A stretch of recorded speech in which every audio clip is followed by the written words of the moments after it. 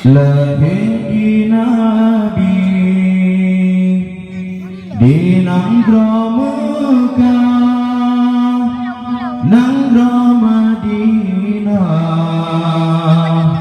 Tugu Maulana Rasulanya, tanggai dua belah, ni batun gajah.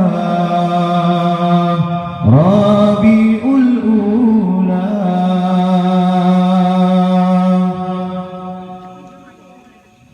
umur 2 bulan dalam kandungan ayah sayang netinggai donya yatim lam kandung di Rasulullah kata li ayah Lagi Maulana kamati apui majusi semua hancur dumbukam patung-patung berhala sampai urang bergetar Ka'bah senang di Ka'bah dengan lagi Maulana.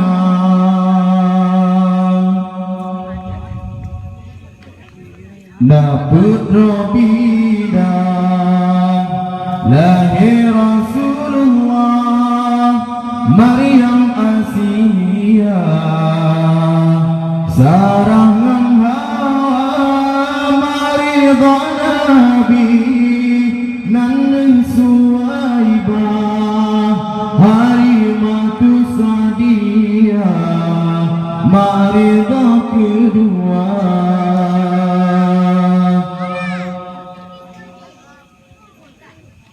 Umunantun di Rasulullah kenapa Allah sakit di poma hanatir sakit wafat Aminah letali ayah kata lampama yatim piatu masajud Nabi hendak Rabbi yang kehudib Maulana tinggai saja Abdul Muttalib yang asuhudib masajud di Maulana.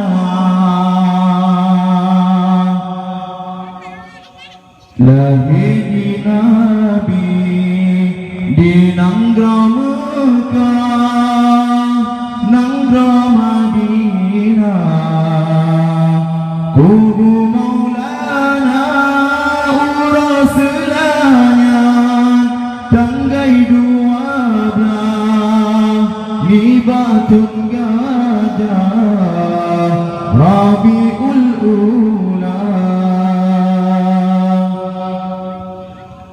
Umur 2 bulan dalam kandungan ayah sayang netinggai donya yatim lam kandung di Rasulullah kata li ayah kata Maulana kamati apui majusi semua hancur dumpunan patung-patung berhala sampai urang bergetar Ka'bah senang di Ka'bah dengan lahir Maulana.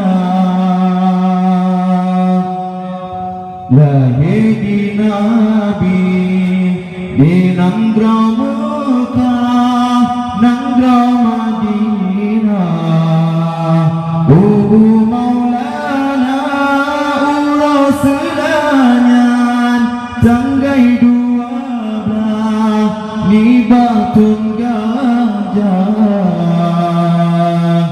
Rabiul Ula. Sekian, terima kasih atas segala perhatian. Mohon maaf atas segala kekurangan. Akhirul kalam, Assalamualaikum warahmatullahi wabarakatuh.